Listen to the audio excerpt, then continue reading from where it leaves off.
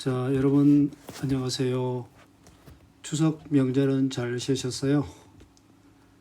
선생님도 모처럼 시골에 내려가지 않고 서울에서 가족들과 함께 추석을 보냈습니다.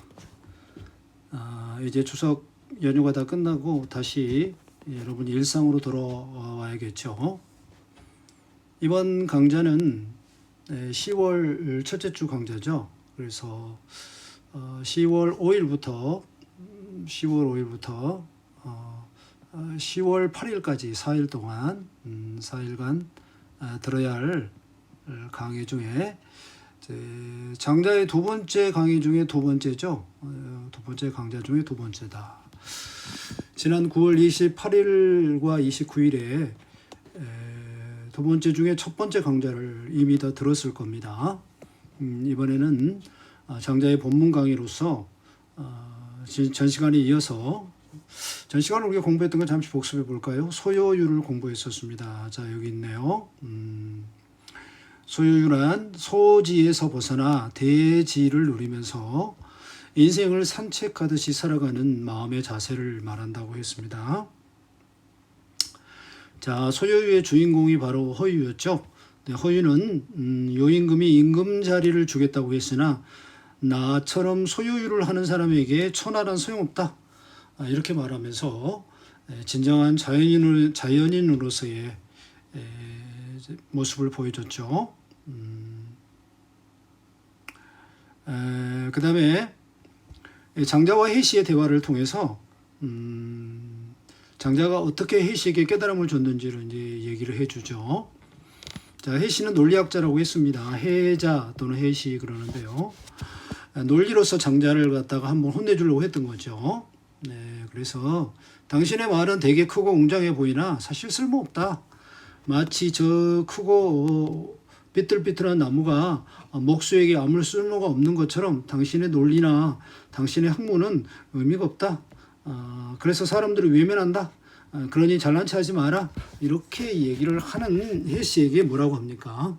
당신은 왜 그 큰 나무를 저 아름다운 들판에 갖다 심어놓을 생각을 하지 않느냐? 당신처럼 논리학을 가지고 요리조리 날뛰는 사람은 너구리나 설캥이처럼 덫에 걸리기 쉽다. 그렇습니다.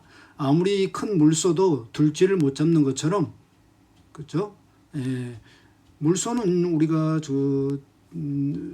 농사 지을 때 소를 길들이면 굉장히 필요하죠. 하지만 쥐를 잡는 데 쓸모가 없죠. 이와 같이 우리가 쓸모라고 하는 것들은 우리 인간적인 관심사일 뿐이다. 저 넓은 들판에다 심어놓으면 나무가 멋지게 들판에 그늘을 만들어주죠. 거기에서 햇빛을 가려주는 그 밑에서 여유롭게 논일면 그 나무가 왜 쓸모없다는 것이냐.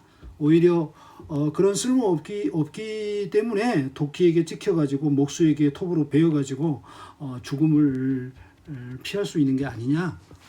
그러니까 당신의 지식은, 당신의 논리는 대단히 협소하다. 이렇게 통렬하게 꼬집어주는 장면을 공부했었죠. 그러면 이번에는요, 그 유명한 장자의 호전몽을 공부해 보도록 하겠습니다. 여기 써놨는데요. 장자 4편 제2의 제물론에 호접몽이라는 그 유명한 우화가 나오는데, 자, 호접이라고 하면 호랑나비를 말합니다. 호랑나비가 되는 꿈을 꾸었던 겁니다. 누가요? 장주. 장주는 장자입니다. 자, 여기 장주가 보이는데요. 네, 장주는 장자의 본명입니다. 언젠가 장주는 자신이 나비가 되는 꿈을 꾸었다. 마냥 즐겁게 훌훌 나는 나비 일러라. 일러라 이 말은 나비와 같았도다. 스스로 하염없이 즐기면서도 자신이 그런 줄 몰랐다. 자기가 나비인지 나비가 자기인지 몰랐다는 겁니다. 문득 깨어나 보니 놀랍게도 틀림없는 장주가 아닌가. 그래서 장주가 생각했습니다. 장주가 나비가 된 꿈을 꾼 것이었는지 아니면 나비가 거꾸로 장주가 된 꿈을 꾼 것이었는지 도대체 알 수가 없었던 것이에요. 자, 이건 별로 이게 대단한 얘기냐 이런 얘기를 하는 사람이 있습니다. 하지만 이건 굉장히 중요한 얘기입니다. 네. 장주와 나비 사이는 반드시 구별이 있을 것이다. 이를 일러 변화라고 한다 그랬습니다. 그래서 변화란 말 보이죠? 네, 세상의 모든 것은요 다 변합니다. 그것을 물화라 합니다. 물화. 이 존재가 물인데요. 물은 존재하죠. 네, 물화라 합니다. 물화라고 합니다. 모든 물질 존재는 그죠? 물질 존재는 가만히 있지 않는다. 변화한다. 그렇죠? 네, 그래서 내가 곧 나비고 나비가 곧 내가 될 수 있는 것입니다. 사실은요. 인간이 그래서 곧 나비가 되고요. 나비일 수도 있고 나비가 곧 인간이 될 수도 있습니다. 자, 우리 그 매미를 보면요. 그 매미가 과거에 군뱅이였다는 것을 도저히 알 수가 없죠. 하지만 군뱅이가 날개를 달린 매미가 돼요. 네. 그리고 나비도 사실은 그전에는 애벌레 유충이죠. 네. 근데 이제 날개를 달고 우화하게 됩니다. 우화. 깃을 달게 되는 걸 우화라고 그러죠. 네. 이와 같이 모든 존재나 만물은 하나다 사실은. 그래서 우리가 그 단편적인 것만을 보고 차별하거나 옳다 그르다라고 시비를 가린다고 하는 것은 작은 지식이다, 소지다 이런 얘기를 해주고 싶은 게 바로 장자였던 거예요. 장자는 그래서 그것을 재미있게 자신의 꿈을 통해서 우리에게 깨우쳐주고 있는 겁니다. 그래서 우리 교과서에도 자주 나오죠. 장자의 호접지몽, 줄여서 호접몽. 이것은 내가 곧 나비이고 나비가 곧 나다. 그래서 모든 존재는 다 변한다. 그러니까 인간이 변해서 나비가 될 수도 있는 거고 나비가 변해서 인간이 될 수 있는 것이다. 곰뱅이가 변해서 매미가 되는 걸 봐라. 우리가 모른다고 그래서 그 존재가 사실은 다 없는 게 아니다. 이런 얘기를 보여주고 있는 겁니다. 자, 이번에는 이제 장자가 참 재밌는 얘기를 했는데요. 둥근 것을 모나게 하지 말라. 둥글다고 하는 것은요. 네, 원이죠. 원은 둥굽니다. 뭐가 나는 것은 각이 지는 겁니다. 각은 딱딱하죠. 그래서 부딪히게 됩니다. 원이라고 하는 것은 둥글어서 시작과 끝이 없어요. 그래서 계속되는 것입니다. 네, 원만하다는 말을 하죠. 원만하다. 네, 둥글둥글하게 살아라. 이런 얘기 많이 하는데요. 자, 여기서 장자가 이런 얘기를 합니다. 무릇 도는 도란 말 보이죠?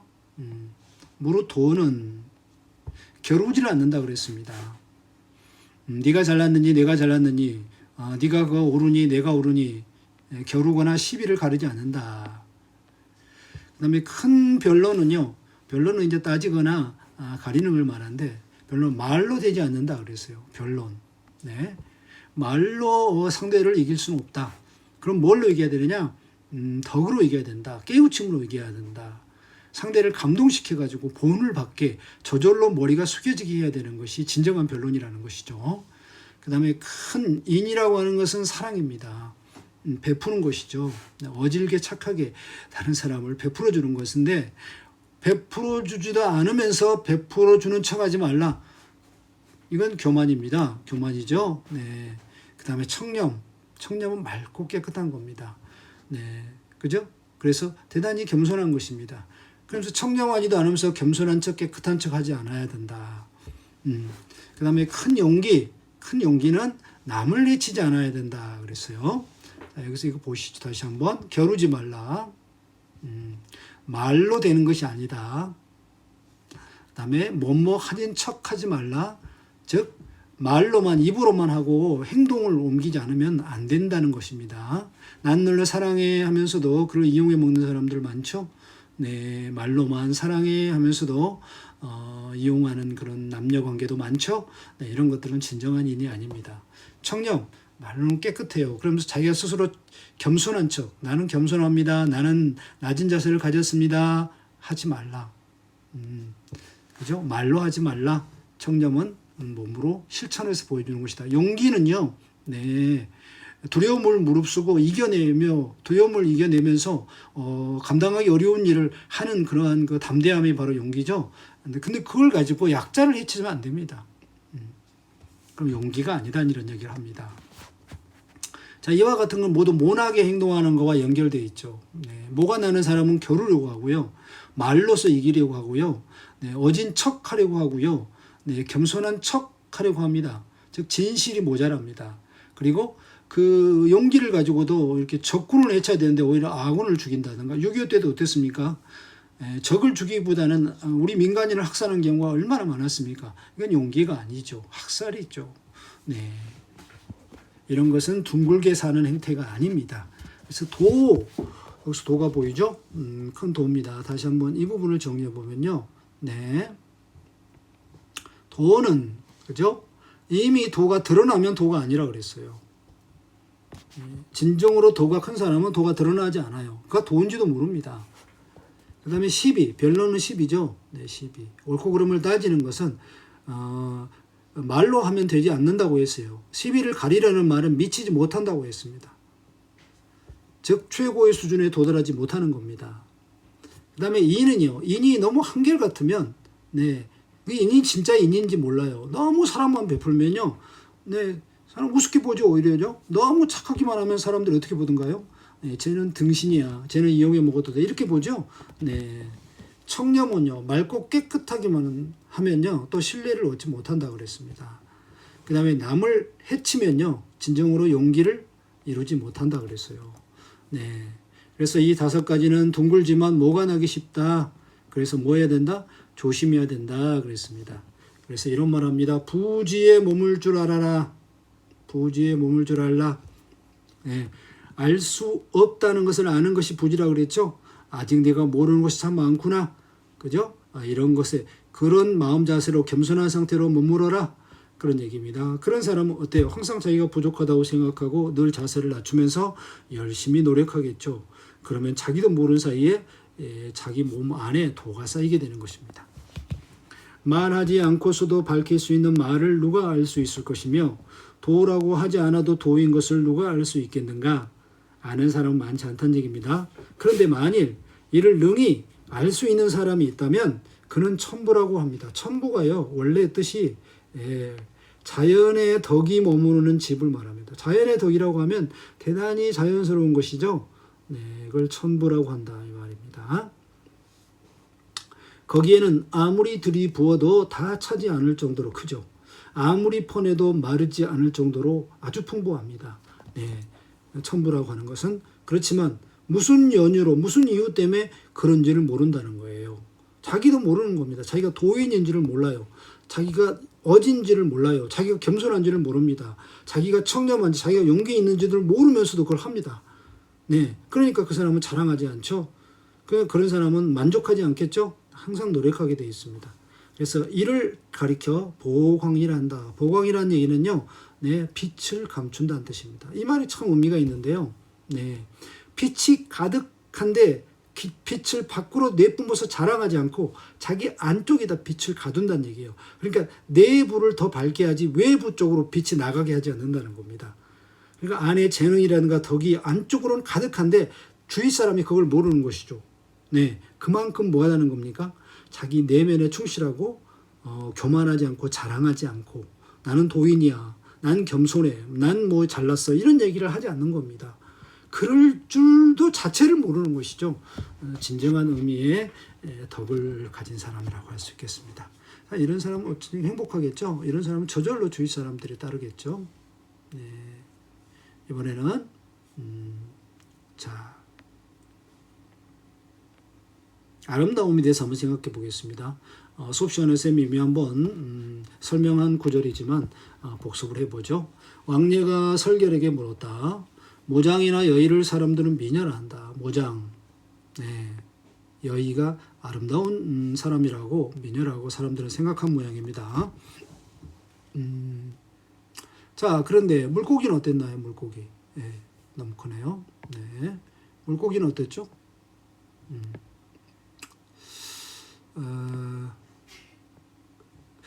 물속 깊이 숨어버렸어요. 네, 그리고 새들은 어쨌나요? 네, 날아가 버렸습니다. 네, 그 다음에 사슴은 어땠나요? 네, 도망쳐 버렸어요. 그럼 여기서 사람, 그죠? 자, 사람, 물고기, 새, 사슴, 이 넷 중에 어느 쪽이 천하의 아름다움을 아는 것이죠? 사람은 이제 모장의 얘기가 미녀라고 그러는데 사람 눈에는 미녀인데 물고기 눈에는 괴물이죠. 물고기 눈에는 괴물입니다. 새들이나 사슴 눈에도 괴물로 보이죠. 그렇죠? 그러면 인간의 눈에만 아름답다고 보이는 거 아니겠어요? 네, 이와 같이 우리가 보고는 어떤 아름다움이라든가 우리가 어떤 믿는 관념이라는 것은 대단히 주관적이라는 것입니다. 우리만의 생각이라는 것이에요. 그리고 상대적 관념이라는 겁니다. 상대에 따라서 얼마든지 그 기준이 바뀔 수가 있다는 겁니다. 그래서 모든 존재는 나름대로 다 아름답고 소중합니다. 네. 그리고 꼭 이 세계에 필요하기 때문에 존재하고 있는 것이에요. 그런데 인간의 눈으로만 봐서 얘는 아름다우니까 얘는 기르고 얘는 미우니까 얘는 뽑아버리자. 그리고 우리가 꽃을 봐도 그렇죠. 이 꽃은 너무 이뻐. 장미꽃. 이걸 갖다 심고 이걸 갖다 팔고 돈이 되고 하죠. 하지만 저기 뭐죠? 무슨 들판에 있는 무슨 잡초 야생꽃? 야, 이것도 꽃이냐? 이렇게 버리죠. 죽이고 함부로 합니다. 이런 것들은 대단히 자연스러운 시각이 아니라 대단히 인위적이고 대단히 편협한 시각이다. 우리 그런 말 합니다. 고슴도치도 제 새끼는 함함마다 한다. 함함하다는 얘기는 너무 귀엽고 이쁘다라고, 너무 이뻐, 너무 귀여워라고 말한다 이 말입니다. 고슴도치는 우리가 보기에 그 바늘로 온몸을 치장하고 있는 좀 괴상한 동물이죠. 우리 눈에 괴상하게 보이는 것이죠.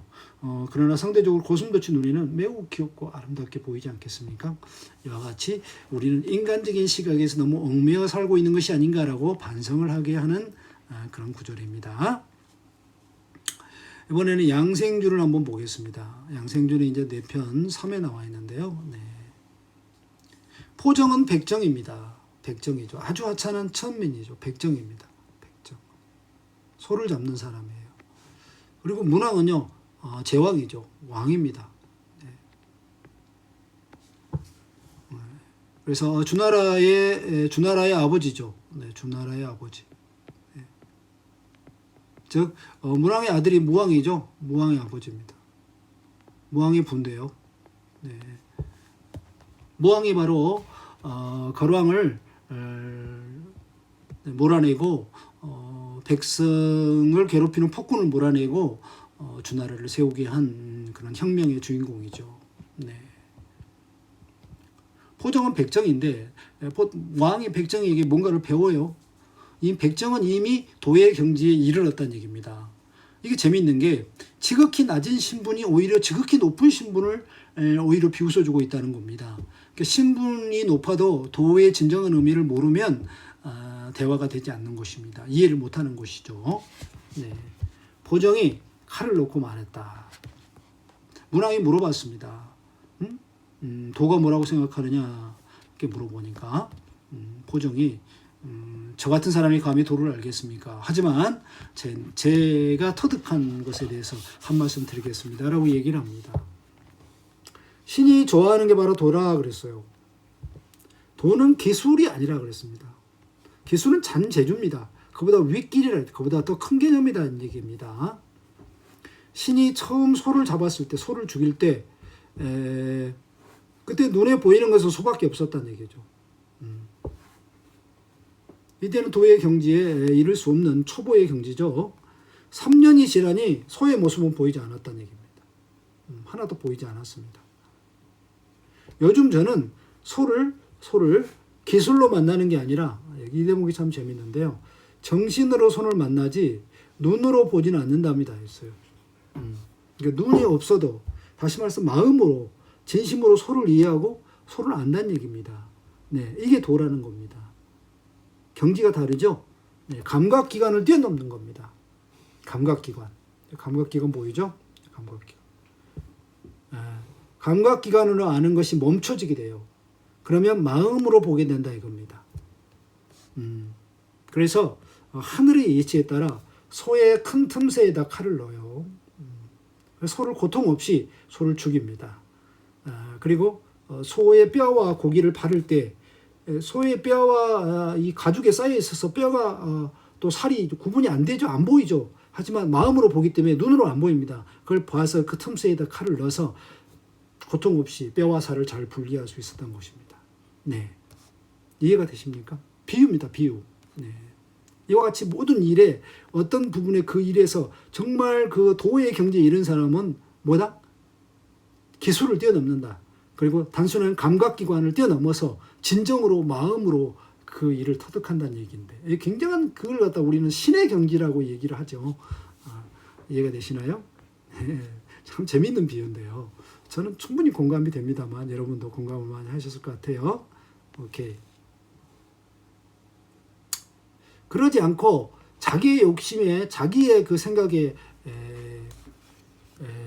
빠져 있는 사람은 큰 화를 당하게 되는데요. 다시 말해 자기 본성이나 분수를 모르는 사람을 또 비웃어 주는데요. 바로 이 부분입니다. 네. 당랑거철이란 말 보이죠? 당랑거철. 유명한 한자 수고입니다. 당랑이 사막이에요. 네. 거철은 거가 대든다는 얘기입니다. 네. 철은 수레바퀴입니다. 당랑이 조그만 사마귀가 주먹을 불끈 쥐고 두 다리를 벌떡 세워가지고 수레바퀴에게 대들고 있어. 어떻게 될까요? 당연히 깔려 죽겠죠. 네. 거배국이라는 이 사람이 이제 스승인데요. 말했습니다. 당신은 사막이라는 것을 아시겠죠? 사막이. 화가 치밀어요. 팔뚝을 휘두르면서 수레랑 맞서요. 사마귀와 수레랑 맞서면 결국 수레 바퀴에 깔려 죽겠죠. 네, 이 사마귀는 뭘 몰랐습니까? 바로 이겁니다. 자기 힘으로 맞설 수 없다는 것을 몰랐던 게지요. 네, 오만이죠. 그죠? 네. 이건 저만 잘난 줄 알았던 겁니다. 네, 좁은 소지입니다. 네, 그래서 좀 더 지혜로운 사람은 조심하고 삼가하게 되죠. 네. 그래서 자기 자랑이라든가 자기 자만에 빠진 사람은요, 위태롭기 십상이다. 여기 10이란 말을 바꿔주세요. 위태롭기 십상이다. 실제로 이런 경우 참 많습니다. 네. 싸우지 않아야 될 곳에 싸운다거나, 투자하지 않아야 할 것에 투자한다거나, 네. 목표로 삼지 말아야 할 것에 무리하게 목표를 삼아가지고, 결과적으로 나중에 나이가 먹게 되고 기회를 잃어버리게 돼서 돌이킬 수 없는 후회에 빠진 사람도 참 많습니다. 그래서 우리가 굉장히 우리 인생에 교훈을 주는 것이죠. 네, 내 힘으로 할 수 있는 것인지 자신의 분수를 아는 것. 그래서 우리 그런 말 합니다. 일단 적을 알기 전에 나를 먼저 알아라. 나를 안 다음에 적을 알면 어떻게 싸울 건지 결정이 된다. 라는 유명한 손자병법에 그런 구절이 나죠. 나를 알고 적을 알고 싸움을 하면 100번 싸우고 100번 다 이길 수 있다. 이런 얘기를 하는 건데 이 당랑거철은 그런 것을 모르고 오만하게 덤비게 되는 것이죠. 결국 수레바퀴에 깔려 죽는 압사의 그 비극을 면치 못하는 것입니다. 이해가 되십니까? 자, 이 대목은 이제 장석이라는 호를 가진 인간이 이 나무에게 이제 너같이 쓸모없는 나무가 뭐 필요 있겠니?라고 얘기를 합니다. 그러니까 이제 나무를 주인공으로 해요. 그래가지고 장석아, 내가 쓸모없다고 비웃지 마라 하고 깨우침을 주는 부분인데요. 나무가 이렇게 말합니다. 나는 오히려 쓸모 있는 데가 없기를 오랫동안 바랬다고 말해요. 여기서 쓸모 있다는 얘기는 누구의 눈에 인간의 욕망을 채우는데 오히려 쓸모 없기를 바래왔다. 그죠? 인간이 생각하기에 이거 나무 좋은데 이거 배다가 집 지을까 이러면 죽게 되죠. 네. 비로소 나는 그 뜻을 얻어. 그 뜻은 바로 이겁니다. 쓸모 있는 데가 없기를 바랬다는 바로 그 뜻을 얻어서 나는 큰 쓸모가 되었다고 이랬어요. 인간을 위해서 욕망을 채우는 작은 쓸모가 아니라 자연을 위해서 더보다 크게 쓸모가 있는 존재가 되었다는 얘기입니다. 나라는 것이 쓸모 있는 것이었다면, 그죠? 내 어찌 이만큼 크게 되었겠느냐 말이요. 그죠? 쓸모 있었다면 일찍 베어졌겠죠? 네. 쓸모가 없었기 때문에 이렇게 크게 되었단 말입니다. 그리고 나와 당신은 하찮은데, 나무, 그리고 당신 인간도 다 하찮은 것인데, 어찌 서로를 하찮다고 헐뜯어야 한단 말이요. 그러니까 이제 장석이 나무를 보고 이제 비웃으니까, 그건 태도가 잘못됐다는 걸 꼬집어 주는 겁니다. 하기야, 거의 죽을 지경인 하찮은 당신,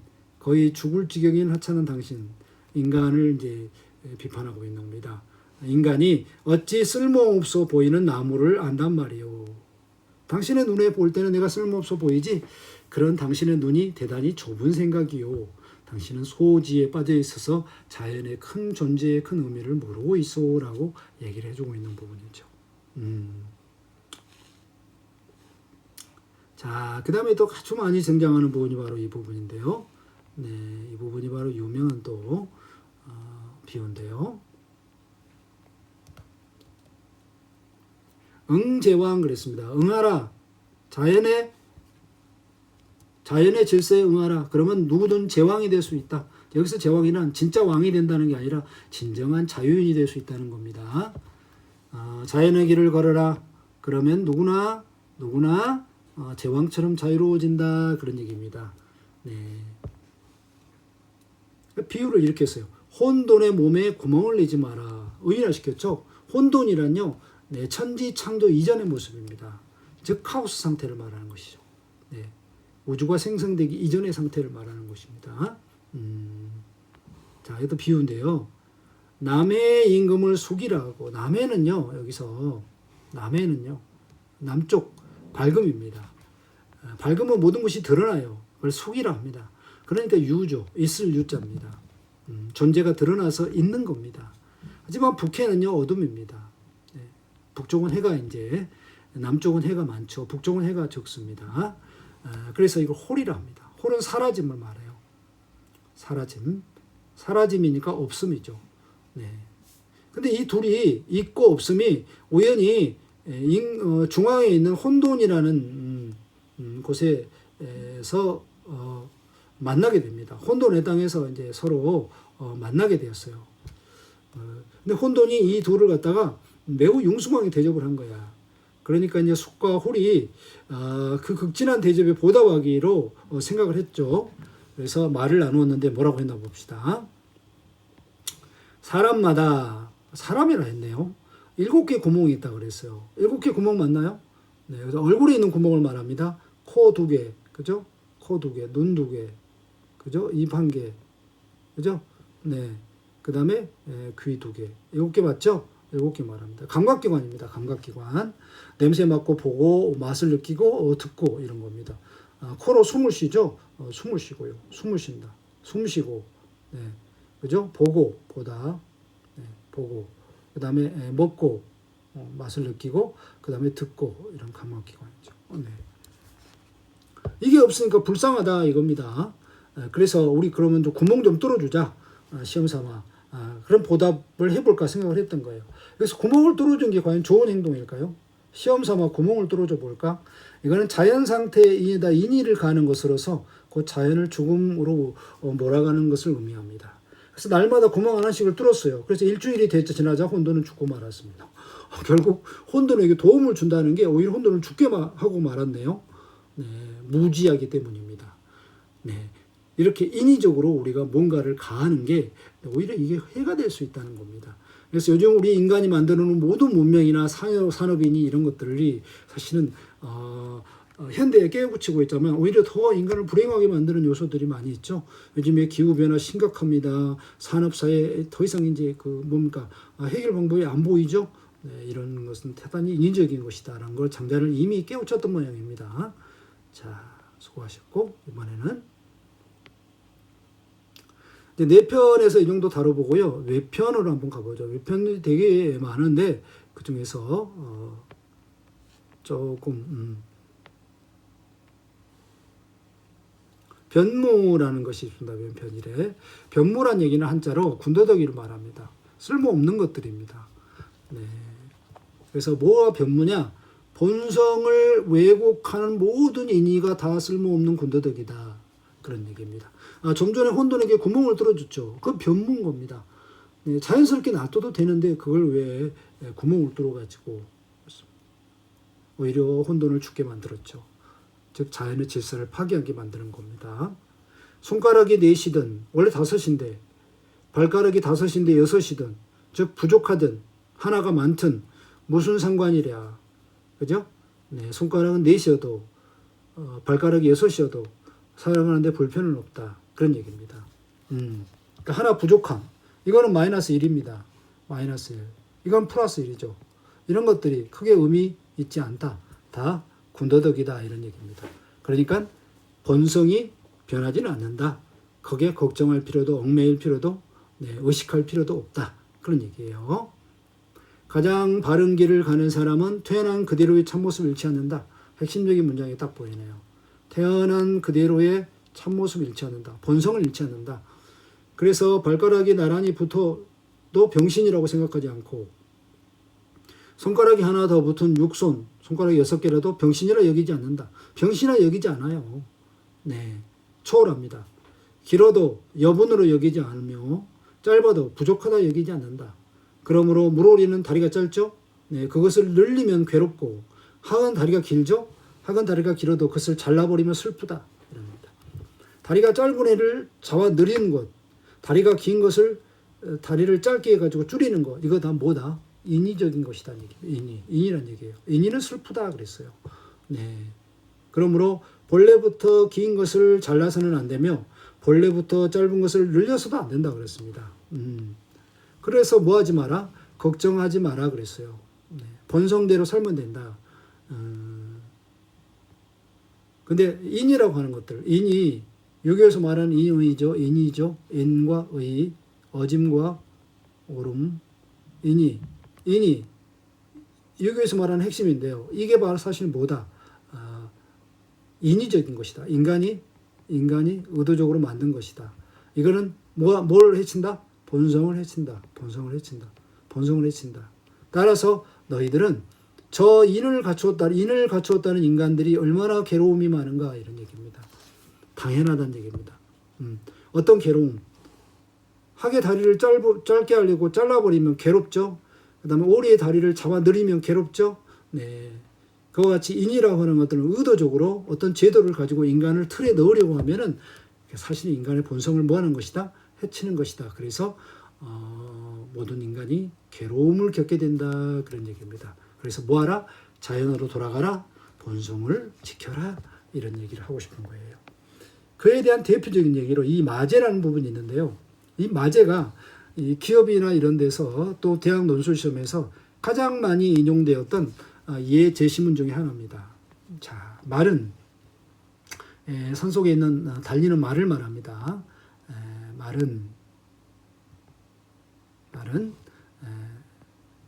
제갈, 말의 입에 물리는 거죠. 소리 안 나게 또는 풀 뜯어먹지 못하게 제갈도 싫어하고 편자, 발바닥에다가 못으로 이렇게 쇠 발판을 못 박아서 끼워주는 거죠. 이거 싫어한다. 그렇습니다.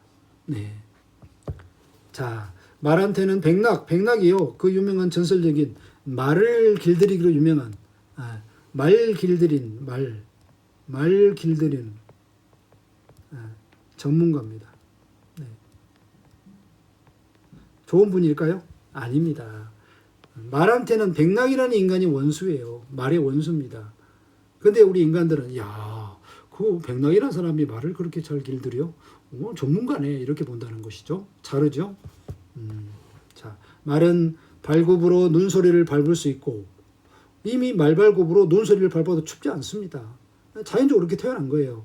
또 털로 찬바람 막을 수 있어요. 이렇게 털을 가지고 추위를 이겨냅니다. 풀을 뜯어먹고 물 마시고 발을 들어 껑충껑충 뛰는 거. 이게 뭡니까 이게 자연스러운 말의 모습 아니에요?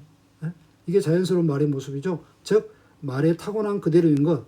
말의 뭡니까? 말의 본성입니다. 근데 인간은요 말을 잡아왔어요. 그런 자연 속에서 야생마처럼 뛰노는 말을 잡아왔습니다. 그래서 어떻게 합니까? 길을 들이죠. 근데 길을 들일 때 어떻게 고통을 가하죠. 그러니까 말이 좋겠습니까? 사실은 말을 못해서 그렇지. 비록 높은 누대는 아주 높은 건물을 말합니다. 웅장한 건물이 있고 화려한 궁전. 누대니 궁전이지 말한테 이게 무슨 소용이 있어요? 아무 소용이 없는 거예요. 그죠? 누대나 궁전은 이 왕이나 이런 권력층이나 필요하죠. 그렇죠? 백낙이 말한다. 나는 말 다스리는데 뛰어납니다. 자랑합니다. 말의 털을 불에 태운대요. 사르거나 잘라내고 발굽을 칼로 깎아요. 그리고 인두로 지집니다. 말은 참 고통스럽겠네요. 그리고 굴레를 씌웁니다. 그리고 줄을 묶어요. 그래가지고 구유는 이제 말 밥그릇입니다.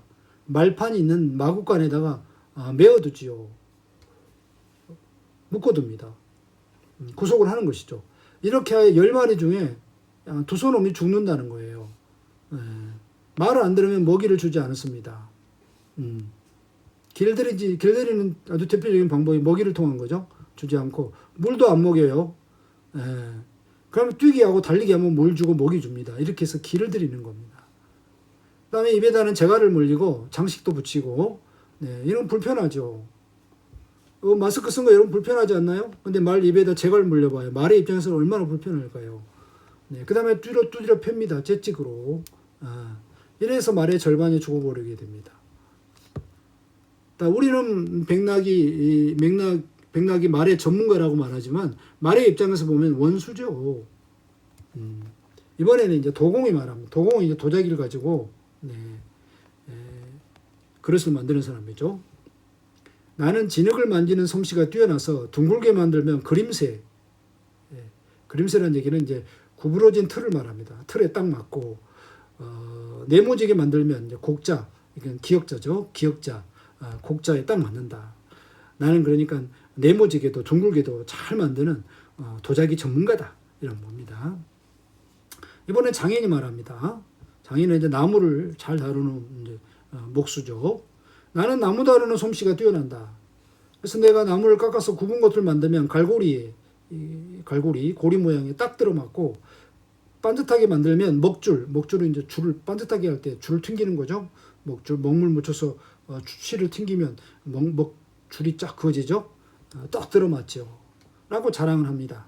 자, 여기서 백낙이라든가 도공이라든가 장인은 모두 비판의 대상입니다. 도공, 장인 다 인위적인 기술자들입니다. 네, 백낙, 네, 이런 사람들은요. 네. 그래서 그러나 그런 겁니다. 그러나 찰흙, 도공이 만지는 나무, 장인이 만드는 백낙은 말을, 그죠?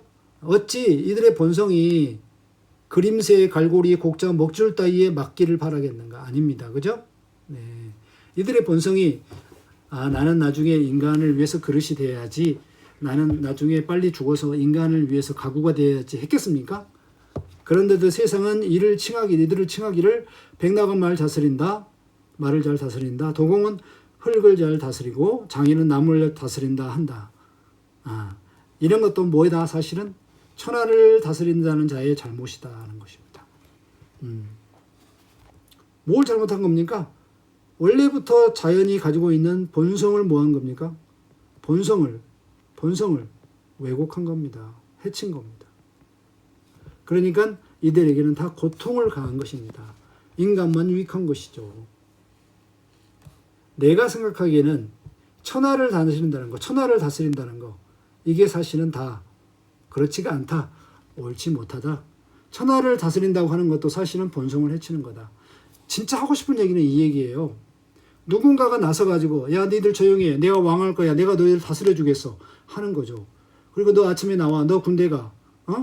너는 장가 가지 마. 너는 세금을 더 많이 내. 이런 식으로 고통을 가하는 것. 네. 이걸 다스린다고 말하죠. 사실은 다스리는 게 아니라 인간 자연스러운 백성들의 본성을 억압하는 것입니다. 예. 나란히 충성이니 효도니 이런 말을 만들어서 대단히 인위적인 것이라 했죠. 그 틀에다 가두는 것이죠. 그래서 그 틀에 잘 따르면 상 주고 적절한 먹이와 보호를 해주고 그렇지 않으면 형벌을 가하죠. 네, 그렇습니다. 가혹한 형벌을 갑니다. 자, 그러면서 이런 말을 합니다. 백성한테는 한결같은 성질이 있다 그랬어. 한결같은 성질. 이게 중요한데요. 백성한테는 한결같은 성질이 있다. 즉 본성이 있다는 겁니다. 변함없는 본성이 있어요. 어떤 본성이냐? 옷감을 짜고 논밭을 갈고 그죠? 다 함께 누리는 것. 백성들은요. 가만 내버려 두면 스스로 일하고 스스로 옷감을 짜고 스스로 아이를 낳고 열심히 살아간다는 얘기예요. 그런데 괜히 정치가들이 나서가지고 자기 욕망을 채우기 위해서 나라를 만들고 문화를 만들고 난리를 치는 것이죠. 네. 즉 백성들은 스스로 자기가 열심히 노력하면서 누릴 줄 알아요. 누릴 줄 압니다. 네. 그래서 이러한 누림이라고 하는 것은 따로따로 다 패거리를 치지 않는다는 거예요. 따로따로, 즉 모여서 하지 않아요. 누구누구 한 사람 다 그 누림을 위해서 열심히 사는 거죠. 꼭 나라를 만들어 패거리를 만들어야 꼭 어떤 그 정치 체제를 만들어야만 백성들이 열심히 살고, 그렇지 않으면 열심히 안 산다? 잘못된 생각이라는 겁니다. 그래서 백성들이 일부러 그런 본성을 갖고 태어나도록 하늘이 풀어놓았다고 말했어요. 진짜 멋있는 말인데요. 하늘은 너희 가서 나라를 만들어라 하지 않았던 얘기입니다. 너희 가서 먹고 살아라. 너희한테는 이미 내가 그런 본성을 주었어 라는 것입니다. 네. 그러니 여기서 덕이라고 하는 건 자연을 말합니다. 자연. 이 자연이 지극한 세상, 즉 지극히 자연스러운 세상에서는 저마다 모두 만족스럽고 눈매가 밝고 맑을 수밖에 없었던 겁니다. 하지만 말이라든지 이렇게 정치가들한테 시달리는 백성들은 눈매가 맑습니까? 항상 눈에는 눈물이 가득하고, 그러죠. 맑아요? 아니죠. 불안과 걱정이 가득했죠. 네. 그래서 춘추 전국시대에 얼마나 약 700년 동안 전쟁에 시달렸지 않았습니까? 백성들은 어디에 빠졌어요? 진흙구덩이 도탄에 빠졌어요. 네. 그렇지만 전쟁은 끝날 줄은 몰랐습니다. 네. 이해되십니까? 바로 이런 시기의 장자가 백성을 생각하는 마음이 참 갸륵하죠. 네. 그래서 우리가 장자를 지금도 다시 살펴보면서 많은 것을 느끼는 것입니다. 자, 여러분, 지금까지 장자 공부하시느라고 수고했습니다. 자, 수고하셨어요.